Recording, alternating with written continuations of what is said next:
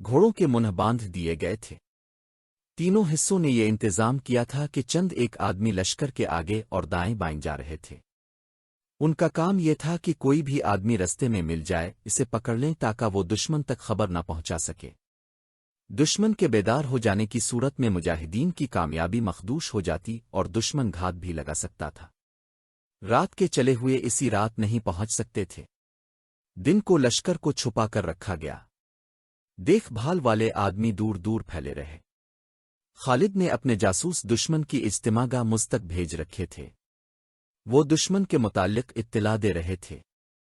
ان کی آخری اطلاع یہ تھی کہ دشمن نے ابھی تک کوئی ایسی حرکت نہیں کی جس سے پتہ چلے کہ وہ کسی طرف حملہ کے لیے کوچ کرنے والا ہے۔ مورخ لکھتے ہیں کہ دشمن کے سالار اپنے سالار اعلی بہن جازویے کے اگلے حکم کا انتظار کر رہے تھے۔ خالد کے آ جانے سے ان کے لیے صورتحال بدل گئی تھی۔ اس کے مطابق انہوں نے اپنی ساری اسکیم بدلنی تھی۔ اس رات بھی مسکی خیمہ گاہ میں دشمن کا لشکر گہری نیند سو رہا تھا۔ جس رات خالد کی فوج کے تینوں حصے بخیر و خوبی سکیم کے عین مطابق مس کے قریب مکمل خاموشی سے پہنچ گئے تھے۔ بعض مورخوں نے اسے محض ایک معجزہ کہا ہے اور کچھ اسے خالد کی دی ہوئی ٹرین اور ان کے پیدا کیے ہوئے ڈسپلن کا کرشمہ کہتے ہیں۔ آدھی رات سے ذرا بعد دشمن پر قہر ٹوٹ پڑا۔ لشکر سویا ہوا تھا۔ مجاہدین نے جگہ جگہ آگ لگا دی تھی، جس کی روشنی میں اپنے پرائے کی پہچان آسان ہو گئی تھی۔ مدعے کے اور عیسائی قبیلوں کے اس لشکر کو سنبھلنے اور تیار ہونے کی مہلت ہی نہ ملی۔ مسلمان نعرے لگا رہے تھے۔ زخمیوں کی چیخ و پکار اس دہشت میں اضافہ کر رہی تھی جو دشمن کے لشکر پر طاری ہو گئی تھی۔ مدینہ کے مجاہدوں، خالد کے حکم سے یہ للکار بڑی بلند تھی۔ کسی کو زندہ نہ رہنے دو، دشمن کا صفایا کر دو۔ دشمن کے گھوڑے جہاں بندھے تھے وہیں بندھے رہے۔ ان کے سوار ان تک پہنچنے سے پہلے ہی کٹ رہے تھے۔ مسلمانوں نے رات کے اندھیرے سے فائدہ اٹھایا تھا۔ اسی اندھیرے سے دشمن نے بھی فائدہ اٹھا۔ کئی آتش پرست اور عیسائی زندہ نکل گئے۔ ان کی اجتماع 1.5-2 میل کے رقبے پر پھیلی ہوئی تھی۔ حملہ 3 طرف سے کیا گیا تھا۔ صبح کا اجالا صاف ہوا تو دشمن کی اتنی وسیع و عریض خیمہ گاہ میں کوئی بھی لشکری زندہ نہیں تھا۔ زندہ وہی رہے تھے جو مسلمانوں کے اس پھندے سے نکل گئے تھے۔ منظر بڑا ہی ہیبت ناک تھا۔ جدھر نظر جاتی تھی سوائے لاشوں کے کچھ نظر نہ آتا تھا۔ لاشوں کے اوپر لاشیں پڑی تھیں۔ زخمی تڑپ تڑپ کر بے ہوش ہو رہے تھے۔ فضا خون اور موت کی بو سے بوجھل تھی۔ سالاروں کے خیمے دیکھے گئے۔ ان میں سامان وغیرہ پڑا تھا۔ شراب کی سراہیاں رکھی تھیں۔ ہر چیز ایسے پڑی تھی جیسے ان شاہانہ خیموں کے مکین ابھی ابھی نکل کے گئے ہیں اور ابھی واپس آ جائیں گے۔ کوئی سالار نظر نہ آیا۔ وہ زندہ نکل گئے تھے۔ سالار مسبوزن بھی نکل گیا تھا اور عیسائیوں کا سردار اور سالار ایزل بن عمران بھی زندہ نکل گیا تھا۔ جاسوسوں کی اطلاعات کے مطابق آتش پرستوں اور عیسائیوں کے سردار ڈو میں چلے گئے تھے جہاں عیسائی قبائل کا دوسرا حصہ خیمہ زن تھا۔ وہ مسلمانوں پر حملہ کرنے کی ابھی تیاری ہی کر رہا تھا۔ وہ جس لشکر کا حصہ تھا اس کے 3 حصے تباہ ہو چکے تھے۔ زو میل والے اس لشکر کا سردار ربیہ بن بجیر تھا۔ مال غنیمت میں مسلمانوں کو جو سب سے زیادہ قیمتی اور کارآمد چیز ملی وہ ہزاروں گھوڑے تھے جو انہیں زمینوں سمیت مل گئے تھے۔ اس سے آگے شنتی اور زو میل 2 مقامات تھے جہاں بنی تغلب نمر اور ایاد کے عیسائی مسلمانوں کے خلاف خیمہ زن تھے۔ وہ بھی مسلمانوں کو ہمیشہ کے لیے ختم کرنے کے ارادے سے گھروں سے نکلے تھے۔ عیسائیوں کے سردار عقا بن ابی فقہ کا بیٹا بلال بن عقا بھی کہیں آگے تھا۔ وہ اپنے باپ کے قتل کا انتقام لینے کے لیے عیسائی لشکر کے ساتھ آیا تھا۔ ان خدا کی قسم! خالد نے مسکی معجزہ نما فتح کے بعد اپنے سالاروں سے کہا، میں دوم الجندل سے قسم کھا کر چلا تھا کہ بنی تغلب پر اس طرح جھپٹوں گا کہ پھر وہ کبھی اسلام کے خلاف اٹھنے کے قابل نہیں رہیں گے۔ بی تغلب ابھی آگے ہیں، ان پر جھپٹنے کی تیاری کرو۔ مز کی بستی پر بھی مسلمانوں نے چھاپا مارا تھا۔ یہ عیسائیوں کی بستی تھی۔ وہاں 2 ایسے آدمیوں کو مسلمانوں نے قتل کر دیا جو مسلمان تھے۔ انہوں نے کسی وقت مدینہ میں آ کر اسلام قبول کیا اور واپس اپنی بستی میں چلے گئے تھے۔ انہیں مجاہدین نے انجانے میں عیسائی سمجھ کر مار ڈالا۔ خالد نے اتنی بڑی فتح کی خبر خلیفہ المسلمین حضرت ابو بکر صدیق نمو مدینہ بھیجی اور پیغام میں یہ اطلاع بھی دے دی کہ مجاہدین کے ہاتھوں عیسائیوں کی ایک بستی میں 2 مسلمان بھی غلطی سے مارے گئے ہیں۔ خلیفہ المسلمین نے فتح کی خبر کے ساتھ ان 2 مسلمانوں کے قتل کی خبر بھی سب کو سنا دی۔ خالد کو اس کی سزا ملنی چاہیے۔ عمر نے کہا، مسلمان کا خون معاف نہیں کیا جا سکتا۔ جو لوگ کفار کے ساتھ رہتے ہیں وہ اس صورت حال میں جو وہاں پیدا ہو گئی تھی مارے جا سکتے ہیں۔ خلف المسلمین نے کہا، اس قتل کا ذمہ دار خالد ہے۔ عمر نے اصرار کیا، اسے سزا ملنی چاہیے۔ خلافت مدینہ کی طرف سے دونوں مقتولین کے پسماندگان کو خون بہا ادا کیا جائے گا۔ ابو بکر صدیق نے فیصلہ سنایا، اور یہ خون بہا اسی قاصد کے ساتھ بھیج دیا جائے جو فتح کی خبر لایا ہے۔ عمر نے پھر سزا کی بات کی۔ عمر، خلف المسلمین نے گرج کر کہا، خالد واپس نہیں آئے گا، میں اس شمشیر کو نیام میں نہیں ڈال سکتا جسے اللہ نے کفار کے خلاف بے نیام کیا ہے۔ بحوالہ تبری ابن حشام ابو سعید حسین ہیکل، مذبح کے میدان جنگ میں ہڈیاں اور کھوپڑیاں رہ گئی تھیں جو دور دور تک بکھری ہوئی تھیں۔ گڑ گیدڑ بھیڑیے صحرائی لمڑیاں گرگٹ سام اور حشرات الارض ان ہڈیوں سے گوشت کھا گئے تھے۔ یہ آتش پرستوں کی اس جنگی قوت کی ہڈیاں تھیں جس نے عرب عراق اور شام پر دہشت طاری کر رکھی تھی۔ ان میں ان عیسائیوں کی ہڈیاں بھی شامل تھیں جو فارس کی جنگی قوت میں اضافہ کرنے آئے تھے۔ یہ عیسائی اپنے سرداروں کے خون کا بدلہ لینے آئے تھے۔ اسے انہوں نے مذہبی جنگ بھی سمجھا تھا، وہ اسلام کے راستے میں حائل ہونے آئے تھے۔ ان ہڈیوں میں ان ہاتھوں کی ہڈیاں بھی تھیں جنہوں نے حق پرستوں کو کاٹنے کے لیے نیاموہے سے تلواریں نکالی تھیں۔ ان ہاتھوں میں برچیاں بھی تھیں، ان ہاتھوں میں گھوڑوں کی باگیں بھی تھیں۔ وہ اس خوش فہمی میں مبتلا ہو کر آئے تھے کہ ارض و سما کی طاقت انہی کے ہاتھوں میں ہے، اور وہ سمجھتے تھے کہ جب وہ گھوڑوں پر سوار ہوتے ہیں تو ان کے نیچے زمین کانپتی ہے، مگر اب وہ زمین جو کبھی کسی انسان اور اس کے گھوڑے کے بوجھ اور خوف سے نہیں کانپی ان کے نیچے سے نکل گئی تھی، اور زمین نے ان کے مردہ جسموں کو قبول کرنے سے انکار کر دیا تھا۔ زمین اور حق پرستوں کے بوجھ اور روب سے بھی نہیں کانپتی تھی۔ اللہ کا فرمان قرآن کی صورت میں مکمل ہو چکا تھا، اور اللہ کو ودے لا شریک مانے والے اللہ کے اس فرمان سے آگاہ تھے کہ گردن کو کتنا ہی اکڑ سر کو جتنا اونچا کر لے تو پہاڑوں سے اونچا نہیں ہو سکے گا، اور تو کتنے ہی روب اور دبدبے سے کیوں نہ چلے زمین کو تو نہیں پھاڑ سکے گا۔ حق پرستوں کو اللہ کا یہ وعدہ بھی یاد تھا کہ تم میں 10 ایمان والے ہوئے تو 100 کفار پر غالب آئیں گے۔ یہ ایمان کی ہی قوت تھی کہ 10 ایمان والے 100 پر اور ہیں 200 پر غالب آ گئے تھے۔ سالار علی ابن ولید کہے نہ کہے، کیا تم خود نہیں جانتے؟ مسلمانوں کے سالار ابو لیلا اپنے کماندار اوہے اور چند ایک سپاہیوں کو جو ان کے ارد گرد اکٹھے ہو گئے تھے کہہ رہے تھے، اگر تم سے ایمان لے لیا جائے تو تمہارے پاس گوشت اور ہڈیوں کے جسم رہ جائیں گے۔ کیا انجام ہوگا ان جسموں کا؟ وہ دیکھو، وہ کھوپڑیاں دیکھو، ان کے اوپر کا گوشت کھایا جا چکا ہے۔ ان کے اندر مغز موجود ہیں، مگر یہ مغز اب سوچنے کے قابل نہیں رہے۔ ان میں کیڑے داخل ہو چکے ہیں اور ان کے مغز کیڑوں کی خوراک بن رہے ہیں۔ وہ ذرا اونچی جگہ کھڑے تھے۔ سب نے اس وسیع میدان کی طرف دیکھا جہاں کسر کی فوج کا اور عیسائیوں کے لشکر کا کیمپ تھا۔ 3 راتیں پہلے یہاں گہما گہمی تھی۔ سپاہی ناچ رہے تھی، اس کے سالار اور سردار خیموں میں شراب پی رہے تھے۔ مسلمانوں کا شب خون ان پر قیامت بن کر ٹوٹا تھا۔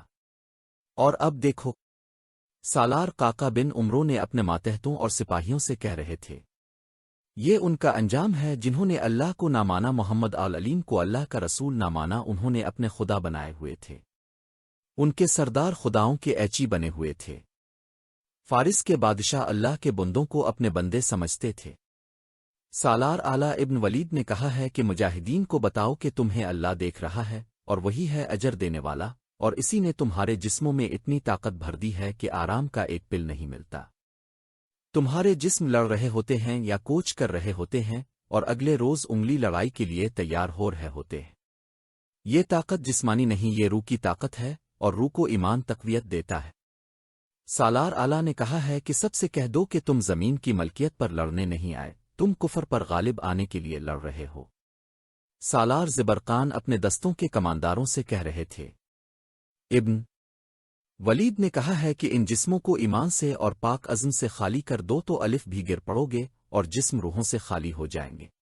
جسم تو 2 لڑائیاں لڑ کر ہی ختم ہو گئے تھے، اب تمہاری روحیں لڑ رہی ہیں۔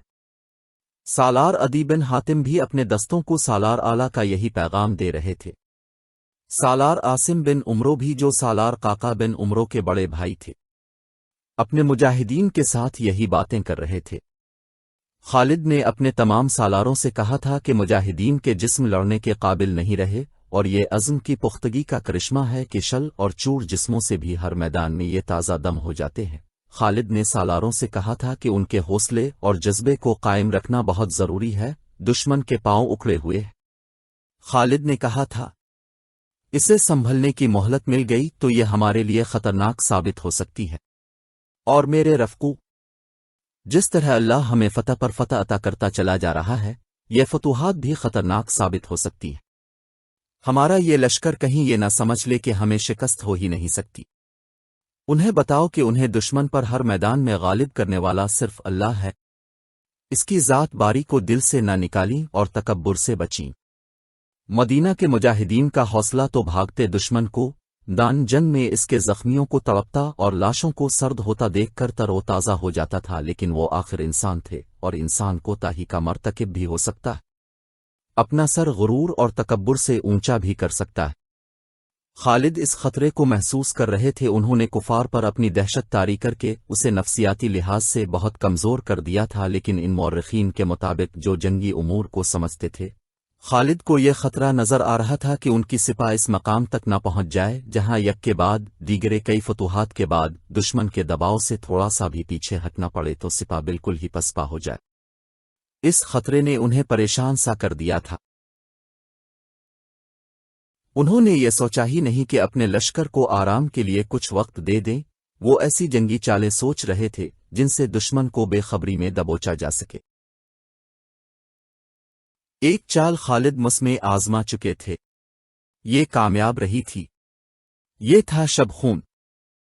پورے لشکر نے دشمن کی خیمہ گاہ پر حملہ کر دیا تھا، لیکن ضروری نہیں تھا کہ یہ چال ہر بار کامیاب ہوتی، کیونکہ پورے لشکر کو خاموشی سے دشمن کی خیمہ گاہ تک پہنچانا آسان کام نہیں تھا۔ اس وقت دشمن کا لشکر 2 مقامات پر جمع تھا، ایک ڈبمیل تھا اور دوسرا تھا شن۔ انہی 2 مقامات کے متعلق اطلاع ملی تھی کہ آتش پرستوں اور عیسائیوں کے لشکر جمع ہے۔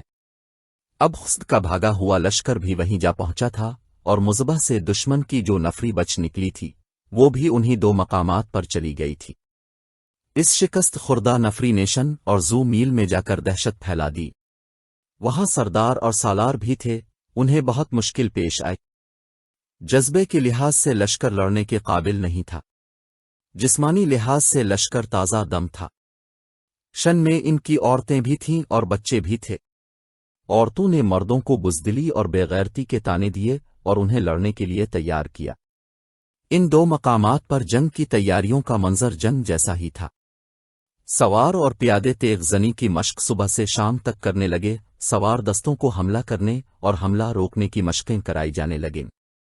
اس وقت تک کسر کے سالار اور ان کے اتحادی عیسائیوں کے سردار خالد کی جنگی چالیں سمجھ چکے تھے۔ لیکن چالیں سمجھنے سے کیا ہوتا ہے؟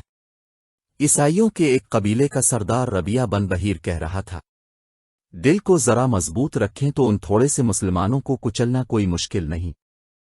اس کے پاس عیسائیوں کے بڑے سردار عقا بن ابی عقا کا بیٹا بلال بن عقا بیٹھا ہوا تھا۔ عقا بن ابی عقا سرداروں میں سرکردہ سردار تھا۔ اس نے للکار کر کہا تھا کہ وہ خالد کا سر کاٹ کر لائے گا، مگر عین التمر کے مرکے میں وہ پکڑا گیا۔ اس سے پہلے خالد نے قسم کھائی تھی کہ وہ عقا کو زندہ پکڑیں گے۔ خالد کی قسم پوری ہو گئی، انہوں نے عقا کا سر اپنی تلوار سے کاٹا تھا۔ بلال عقا کا جوان بیٹا تھا جو اپنے باپ کے خون کا بدلہ لینے آیا تھا۔ ابن بجیر، اس نے اپنے سردار ربیہ کی بات سن کر کہا، میں اپنے باپ کے سر کے بدلے خالد کا سر لینے آیا ہوں۔ ایک نہیں، ہم پر ہزاروں سروں کا قرض چڑھ گیا ہے، ربیہ بن بھیر نے کہا۔ وہ کچھ دیر باتیں کرتے رہے، پھر بلال بن عقا چلا گیا۔ رات کا وقت تھا، رات سرد اور تاریک تھی، مہینہ نومبر کا تھا اور اسی شام رمضان کا چاند نظر آیا تھا۔ بلال باہر جا کر رک گیا۔ وہ اپنے لشکر کے خیموں سے کچھ دور تھا، اسے ایک طرف سے اپنی طرف کوئی اتنا نظر آیا۔ نیا چاند کبھی کا ڈوب چکا تھا۔ تاریک رات میں چلتے پھرتے انسان متحرک سائے لگتے تھے۔ سایہ جو بلال کی طرف آ رہا تھا قریب آیا تو بلال نے دیکھا کہ وہ کوئی آدمی نہیں، عورت ہے۔ ابن عقا عورت نے کہا، میں سابیہ ہوں، صالحہ بنت ربیہ بن بحیر، ذرا رک سکتے ہو میری خاطر؟ وہ ربیہ بن بجیر کی بیٹی۔ بلال بن عقا نے مسرور سے لہجے میں کہا، کیا میں ابھی ابھی تیرے گھر سے اٹھ کر نہیں آیا؟ لیکن بات جو کہنی ہے وہ میں باپ کے سامنے نہیں کہہ سکتی تھی۔ سابیہ نے کہا، کیا تو نے مجھے اپنے قابل سمجھا ہے؟ بلال نے کہا، بات جو تو کہنا چاہتی ہے وہ پہلے ہی میرے دل میں ہے، غلط نہ سمجھ ابن عقا۔ سابیہ نے کہا، پہلے میری بات سن لے، مجھے بتا کہ مجھ سے زیادہ خوبصورت لڑکی تو نے کبھی دیکھی ہے؟ نہیں بنت ربیہ، کبھی مدعائیں گیا ہے تو؟ سابیہ نے کہا، گیا ہوں، سنا ہے فارس کی لڑکیاں بہت خوبصورت ہوتی ہیں۔ سابیہ نے میں کہا، کیا وہ مجھ سے زیادہ خوبصورت ہے؟ کیا یہ اچھا نہیں ہوگا کہ تو وہ بات کہہ دے جو تیرے دل میں ہے؟ بلال نے پوچھا اور کہا، آنے تجھ سے زیادہ کسی لڑکی کو کبھی حسین نہیں سمجھا۔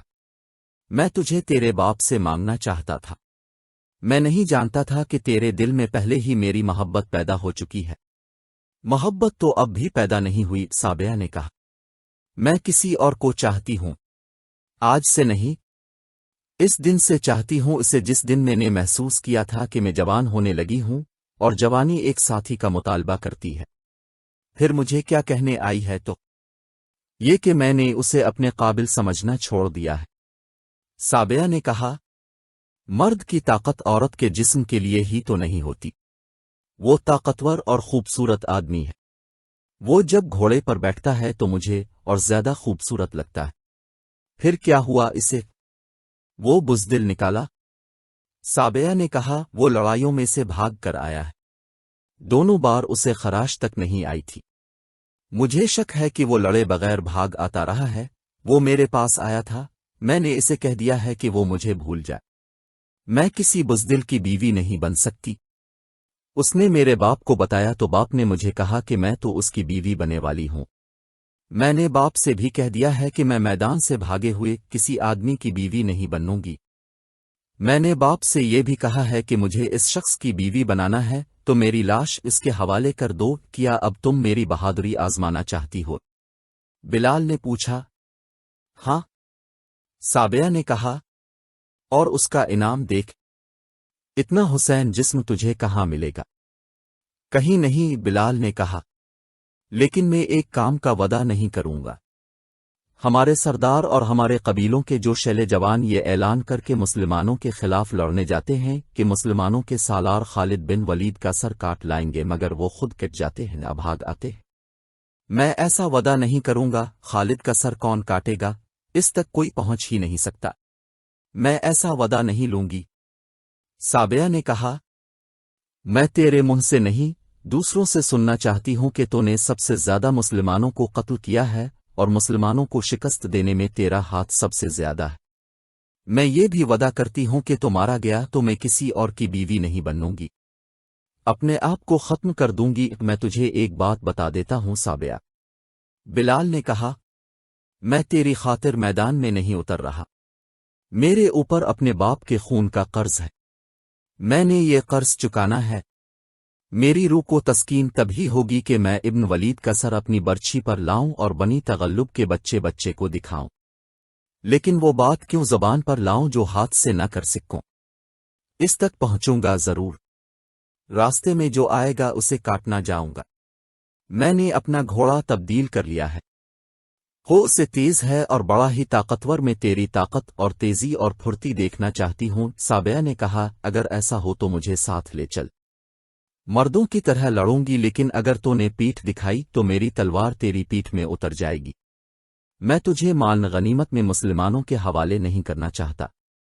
بلال نے کہا، اور یہ بھی سن لے سابیہ، میرا باپ عقا بن ابی عقا یہی عہد کر کے گیا تھا کہ وہ خالد بن ولید کو خون میں نہلا کر آئے گا، مگر اس نے ہتھیار ڈال کر اپنے آپ کو مسلمانوں کے حوالے کر دیا۔